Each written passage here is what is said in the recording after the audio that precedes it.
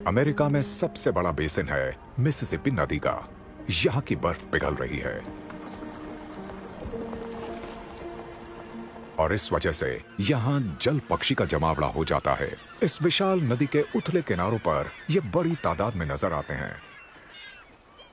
ये यहाँ दावत उड़ाने आए हैं।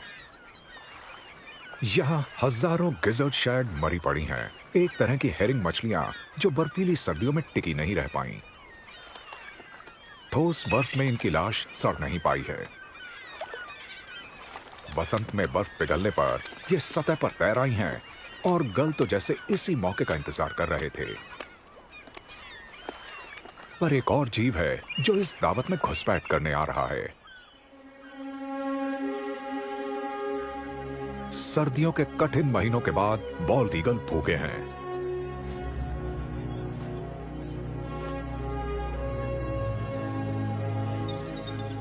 वयस्क बॉल्ड ईगल का सिर जाना पहचाना सफेद होता है। धब्बेदार चूजे मिसिसिपी के ऊपरी इलाके में जमा हो जाते हैं।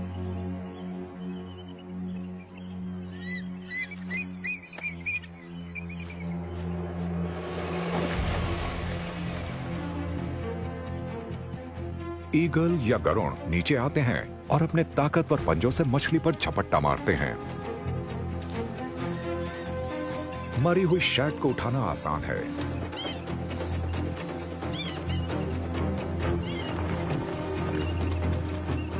इसके बावजूद ये मुर्दाखोर पक्षी गल्स का खाना चुरा लेते हैं, एक दूसरे का भी।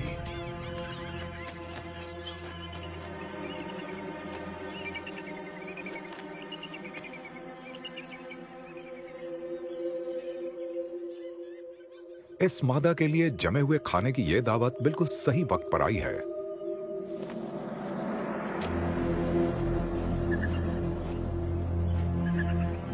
इससे और इसके नर साथी को अपने चूजों का पेट भरना है।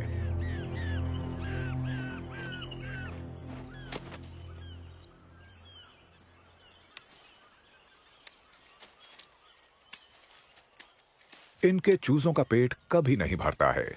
3 हफ्तों में इनका वजन पैदाइश से 20 गुना बढ़ जाता है।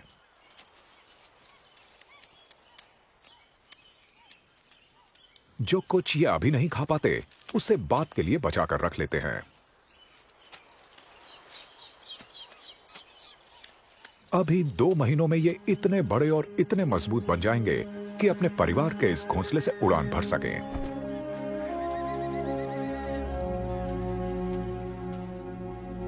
जमी हुई नदी बहते पानी में बदल गई है। धीरे धीरे गिजर्ड शैड मछलियां खत्म हो जाएंगी,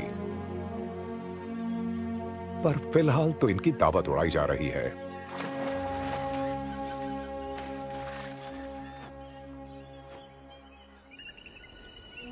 सूरज की बढ़ती तपिश के सहारे विशाल मिसिसिपी नदी भी अब धीरे धीरे जाग रही है।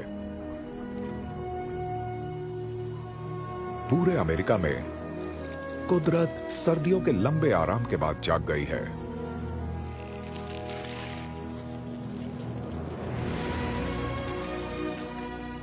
रॉकी पर्वतों पर बर्फ पिघल रही है। पूर्वी जंगलों में नई पत्तियां आ गई हैं। घास के मैदानों में फूल खिल उठे हैं और बारिश ने हवाई द्वीपों की नदियों में उफान ला दिया है।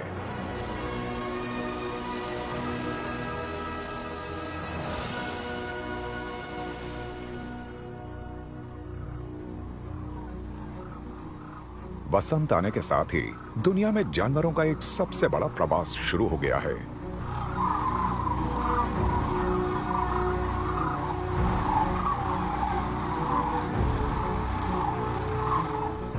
नेब्रास्का की प्लैट नदी के 120 किलोमीटर लंबे किनारे पर सुबह हुई है। लाखों सैंड हिल क्रेन नदी के उथले सुरक्षित हिस्सों में रात बिताने के बाद अब जाग गए हैं। सब ट्रॉपिक्स यानी उप उष्ण कटिबंधीय इलाकों से आर्कटिक तक के क्रेन के लंबे सफर में यह एक लोकप्रिय ठिकाना है।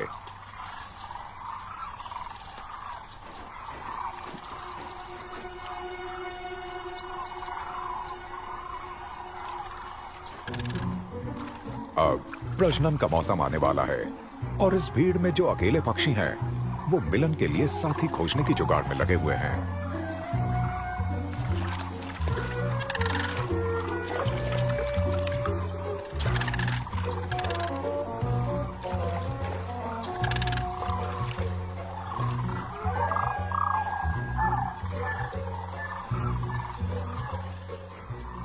जब वो मिलन की तैयारी में नहीं होते, तो ये क्रेन आसपास के खेतों में चले आते हैं।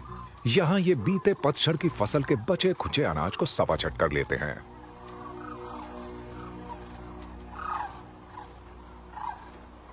नेब्रास्का के आसमान पर सूरज डूब रहा है और क्रेन्स का बड़ा सा झुंड नदी पर वापस आ गया है ताकि रात भर सुस्ता सके। सैंडल क्रेन यहां करीब 1 महीना रहेंगे। इसके बाद ये फिर उड़ान भरेंगे। गर्म हवाओं की सवारी करते हुए ये उत्तर की ओर चले जाएंगे।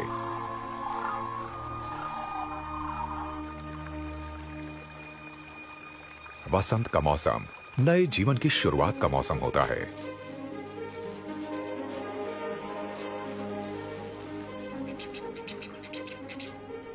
कई जानवर मौसम की शुरुआत में ही बच्चे पैदा कर लेते हैं ताकि सही वक्त पर ये बड़े हो जाएं। कड़ी सर्दियां आने में अभी बहुत देर है, इसलिए ये तसल्ली से बड़े और मजबूत हो सकते हैं। पूरे अमेरिका में माएं अपनी जिंदगी के सबसे व्यस्त दिन बिता रही हैं। बाइसन का ये बछड़ा कल ही पैदा हुआ था।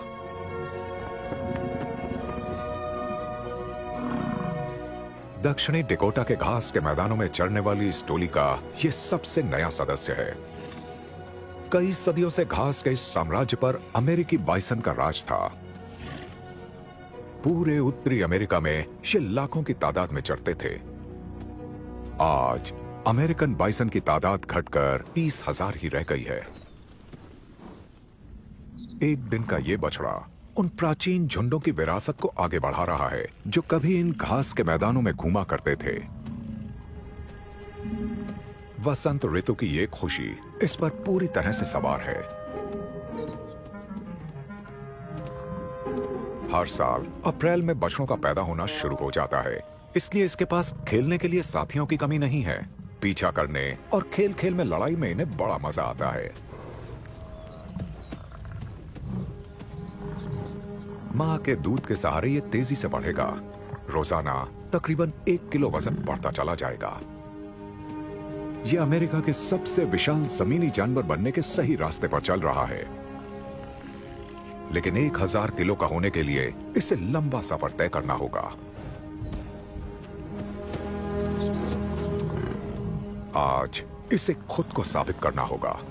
ये झुंड नई घास की तलाश में दूसरी जगह जा रहा है और इसे सबके साथ साथ चलना है।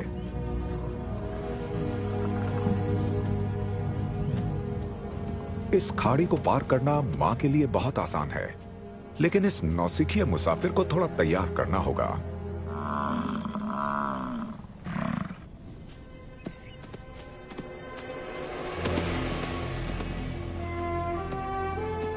छोटे से बछड़े के लिए यह एक बड़ी छलांग है।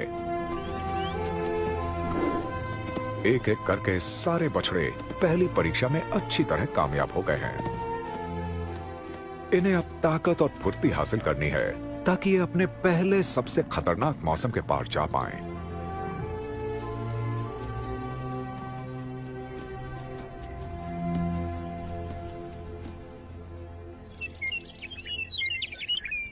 सैकड़ों मीटर ऊपर वायोमिंग के ऊंचे मैदानों पर वसंत थोड़ी देर से आती है।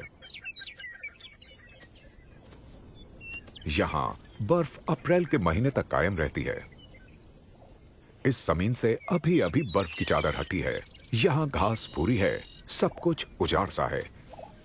पर जैसे जैसे तापमान बढ़ रहा है, घास के मैदानों पर हलचल भी बढ़ रही है। प्रेरी फाउल के लिए ये वसंत में थिरकने और मिलन के लिए दूसरों से मुकाबला करने का वक्त है। नर ग्रेटर प्रेरी चिकन अपना गला फुला फुला कर और थिरक थिरक कर साथी को लुभाने में लग गए हैं। ये अपने गले में मौजूद नारंगी थैली में हवा भरते हैं।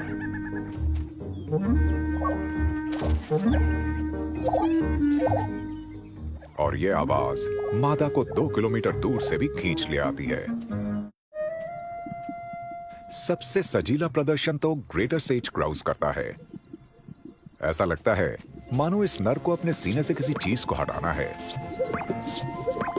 इसके सीने पर मौजूद 2 विशाल थैलियां जब फूल जाती हैं और थिरकने लगती हैं, ये देखने और सुनने वाला नजारा होता है और मादा ग्राउस खुद को इसे देखने से रोक नहीं पाती।